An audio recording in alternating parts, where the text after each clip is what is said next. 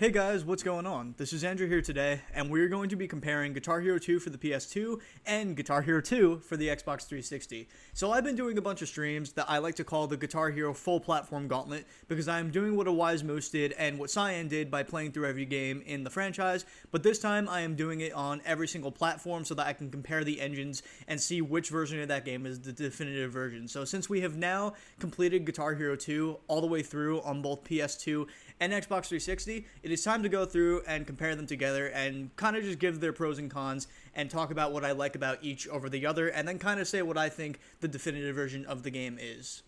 So the first category that we're going to be talking about is strum leniency. So I found that the PS2 version actually had the most strum leniency compared to the Xbox 360 version, and this is very known across the board, especially if you were playing on PAL, which is 50 Hz, over NTSC, which is 60 Hz, because PAL happens to have a bigger strum limit than NTSC. This is a major factor in playing Guitar Hero 2 because it is a very strum-heavy game. You've got songs like Trogdor, you've got Six, you've got Miserlou, you've got Institutionalized. You've got a ton of strumming songs in this game that require you to basically have the strumming engine be on your side. It is definitely harder on Xbox 360 from what I've compared, although I will say it wasn't a huge difference between NTSC on PS2 and PAL on Xbox 360, but when you start going into the territory of playing on PAL on PS2, that's when it's really destroying the Xbox 360 version of the game, because the leniency for that is really good to the point where you can even strum through Beast in the Harlot if you do it accurately enough on PS2 PAL without using the hopos in some cases. I still found that if you strum accurately enough on Xbox 360 that you're going to get a good experience, but it is, like I said, much easier to be strumming if you're going to be playing on PS2, especially if you're playing on PAL. I seem to have a different opinion than some on this matter, but I've found that in the category of hopo leniency, that on the PS2, it is basically a pretty big margin between that and the Xbox 360, especially for some shreddy one-handing stuff. So I found playing on PS2, the hopos were definitely a bit easier. I won't say it is by that big of a margin, but it was big enough to where I noticed it, and when I went to play on Xbox 360, I noticed I was missing in a lot more hopo-heavy sections, especially the ones with a lot of blobs in it, which is basically how I see it, because I am terrible at playing at these lower hyperspeeds compared to hyperspeed 5 on GH3 and note speed 14 and 15 on Clone Hero with the normal highway size.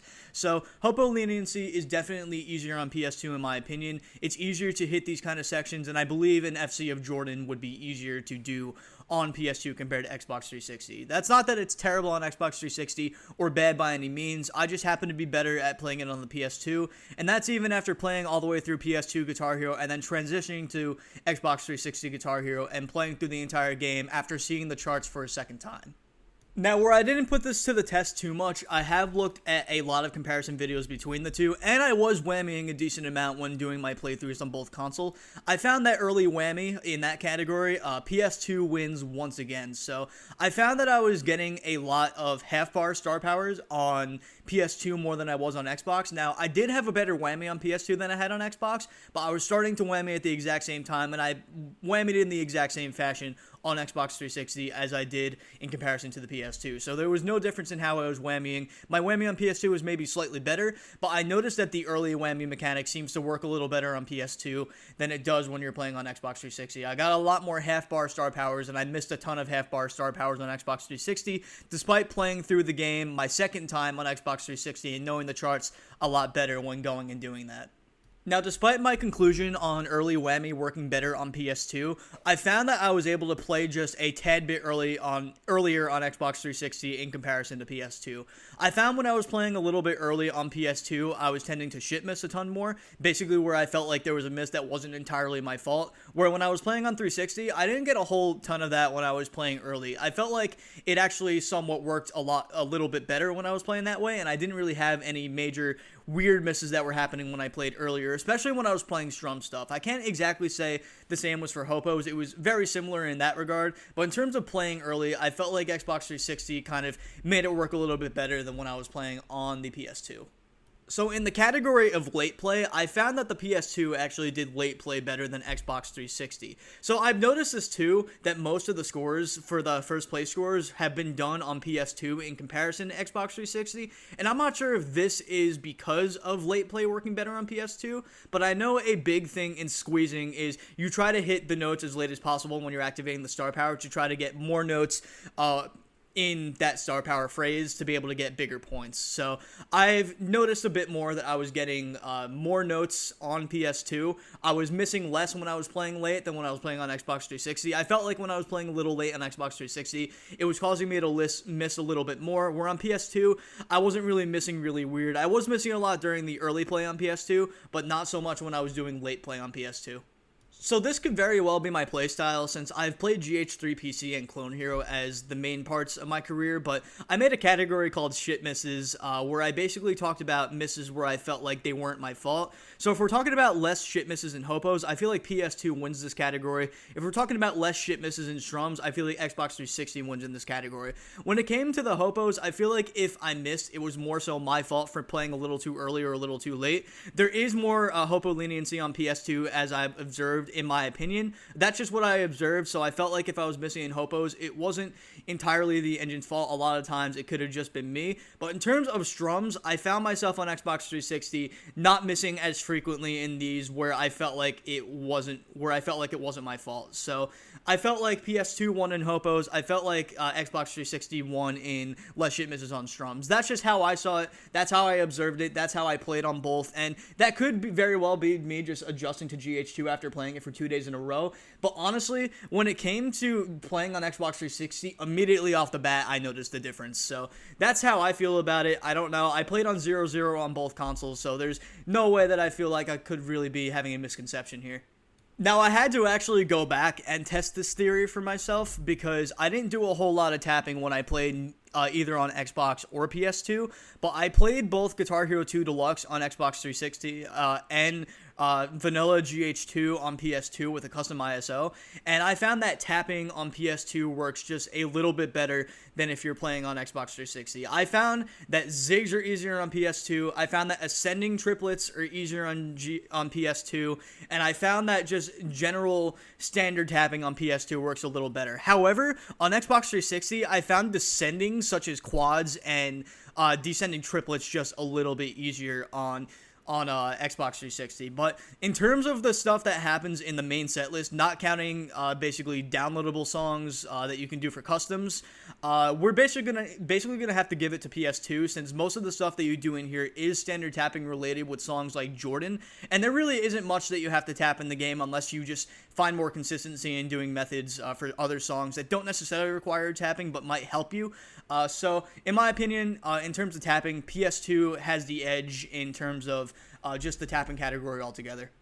Now, this is a big category because this is one that is going to determine which platform you're going to want to do if you want a full game FC of Guitar Hero 2. Now, Guitar Hero 2 on PS2 is the only engine where Trogdor is FCable thanks to you being able to have a bigger strum limit on PAL. So it is not possible on NTSC PS2. It is not possible on PAL Xbox 360. Currently, we haven't seen any FCs on it on Xbox 360 even all these years later, other than 6-string Cal with his modified guitar. But we have seen multiple Trogdor FCs on PS2 on PAL. And honestly, if you're going for a full game FC and need one game to do it on and not play between both games, I'd say PS2 is the definitive version if you were trying to full game FC the entire game. Now, if we're talking about setlist, Xbox 360 wins in this regard, plus you're able to add downloadable content in the future. Not that it's downloadable now, but you could get an RGH Xbox 360 and throw it on there. And yes, you could technically do that for GH2, PS2 as well if you mod the thing and load them as custom songs. But there were also extra Xbox 360 exclusive songs that you were able to get on the Xbox 360 version of the game. So in my opinion, the setlist on Xbox 360 was just refined a little bit more. I also felt like the order in which they put the songs on the setlist was refined a whole lot more compared to the PS2 version. I felt like there were a lot of weird ones in the PS2 version where they were throwing some of the songs on the tiers. I felt like Xbox 360 did that the best. And in terms of setlist, Xbox 360's was more refined. So I feel like at that point, Xbox 360 wins in that regard. Now, this one doesn't matter in the whole grand scheme of things, but it does make a nice quality of life improvement. The visuals on Xbox 360 are a nice jump over the visuals on PS2. It looks a lot prettier, but at the same time, you were playing on a next-gen console versus playing on a last-gen console in this context, so it is going to look better on Xbox 360 no matter what. I wouldn't really consider that a whole win for Xbox 360, but it is a really nice quality of life improvement if you're wanting to look at something prettier on your TV, especially if you're playing on something like a 4K TV where even 1080p can look a little bit pixelated. So if you put that like a PS2 on there, it's going to look heavily pixelated. And I actually am playing on a 4K monitor for all these games, and I have a nice little adapter that King D 1994GH or Drew recommended to me that actually makes PS2 look pretty nice on here since it's an HDMI converter. Looks really nice, and honestly, like, it's good for PS2, but altogether, the visuals on Xbox 360 do look quite a bit better.